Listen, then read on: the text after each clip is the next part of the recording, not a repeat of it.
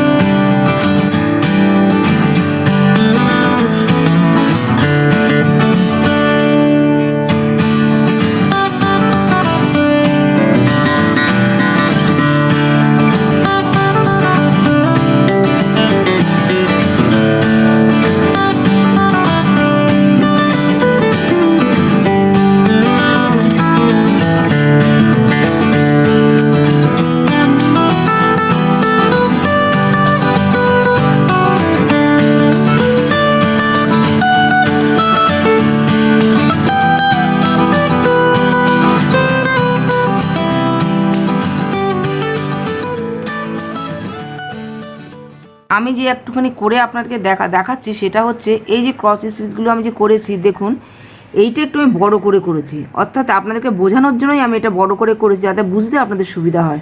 আর এটা হচ্ছে একদম ছোট, এটা একদম ছোট, এটা আপনাদের বুঝতে বেশি মানে খুবই অসুবিধা হবে, কিন্তু ছোটটাও আমাদের দরকার আছে, কখনো কখনো আমাদের ছোটোটা দিয়েও কাজ চালাতে হয়। আর এইটা হচ্ছে একটু বড়। এবার কী করে আমি বড়টা করেছি সেটা আপনাদের একটু বলে দিই। যখনই আমি এই সূঁচটাকে আমি তুলছি, এইভাবে সূঁচটা যখন আমি তুলব, তো সূঁচটা একটু পিছিয়ে নিয়ে যাও। বড় করতে গেলে আমাকে একটু বেশি করে পিছিয়ে নিতে, অর্থাৎ এইখান থেকে একটু পিছিয়ে আসবে। আর পিছিয়ে আসবে ঠিকই, কিন্তু এই সূঁচের বরাবর আমাকে সূঁচটাকে সুতোর বরাবর আমাকে সূঁচটাকে তুলতে হবে। সূঁচ বরাবর আমি সুতো তুলে আবার আমি ঠিক সেই জায়গাতেই ফিরে যাচ্ছি। এই ক্রস হয়ে গেল। এভাবে আমি ক্রসগুলোকে করব।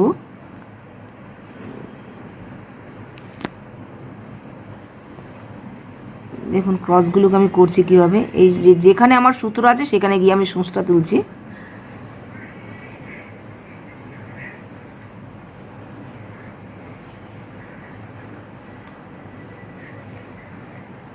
এইভাবে এগুলো আমি বড় করে দেখাচ্ছি আপনাদের বোঝার সুবিধার জন্য। এইভাবে একটুখানি বড় করে নিতে হবে, এই সূঁচের থেকে কাপড়টাকে পিছিয়ে নিয়ে আসতে হবে। আর যখন আমি এটা বড় করে দেখালাম, এবার আমি ছোট করে দেখাচ্ছি আপনাদের। যদি একটু ছোট দরকার হয় তখন আপনারা অল্প একটু করে কাপড়টা, বেশি পিছোবেন না, অল্প পিছোবেন। দেখুন আমি অল্প করে পিছোচ্ছি। এইটা আমি করব ছোট, এইটাও একটু বড় হচ্ছে, কিন্তু এরকম করব না। আমি আরেকটু ছোট চাইছি যখন, তখন আমি একটু ছোট ছোট করে তুলব, একটু ছোট ছোট করে তুলব, তাহলে যা জিনিসটা যেন একদম পুরো মিশে যাবে। এই দেখুন এই যে ছোট করে তুলছি, এইভাবেই তুলবেন। এটাই মানে একটা বড় হয়, একটা ছোট ক্রস হয়। তো ছোটো যদি ইচ্ছা হয় ছোটো, তাহলে কাপড়টাকে আপনি কম করে তুলবেন সূঁচে। আর যদি আপনার বড় নিতে ইচ্ছা হয় তাহলে বড় করে সূঁচের মধ্যে একটু কাপড়টাকে পিছিয়ে এসে সূঁচটাকে বড় করে তুলে নেবেন। এইটাও আমি আপনাদের একটু বড় করেই দেখাচ্ছি বোঝার সুবিধার জন্য। এইভাবে তুলবেন। এইটাও আমি একটু বড় করেছি, কিন্তু এটা আমি একটু ছোট করেছি। এইভাবেই এই ক্রস স্টিচকে দিয়ে আমরা বিভিন্ন রকম কাজ, বিভিন্ন রকম ডিজাইন আমরা করে থাকি। বিভিন্ন রকম সুতোর মারফতে আমরা কাজ করি। আর আরেকটা কথা হচ্ছে, যখনই আপনি নতুন যারা ক্রস স্টিচ শিখবেন তারা কিন্তু সবসময় একটা সোজার ওপর দিয়ে করে যাবেন, কোনো রকম ডিজাইন চলবে না। ডিজাইন নিতে গেলেই কিন্তু গণ্ডগোলটা হয়ে যাবে। এখানে যেহেতু আমি আপনাদের নতুনদের যারা, তাদের বোঝানোর জন্য সুবিধার জন্য আমি এই একদম সোজাসুজি তুলেছি, যাতে বুঝতে সুবিধা হয়। আপনারা প্রথম যখন কাজটা শুরু করবেন একদম সোজাভাবে করে যাবেন। সোজা করে আপনি বিভিন্ন রকম সোজা দিয়েও তো অনেক ডিজাইন চলে, সোজার উপর যে ডিজাইনগুলো হয় সেগুলো করবেন। তারপর যখন হাতটা সেট হয়ে যাবে, তারপরে বিভিন্ন রকম ফুল হোক, ডিজাইন হোক, তখন আপনি সেভাবেই কাজ করবেন। তাহলে আজকে এখানেই রাখি। যদি আপনাদের এই ভিডিওটি ভালো লেগে থাকে প্লিজ আপনারা সাবস্ক্রাইব করবেন, লাইক ও শেয়ার করবেন, আর আমার চ্যানেলটিকে বেশি করে দেখবেন। নমস্কার।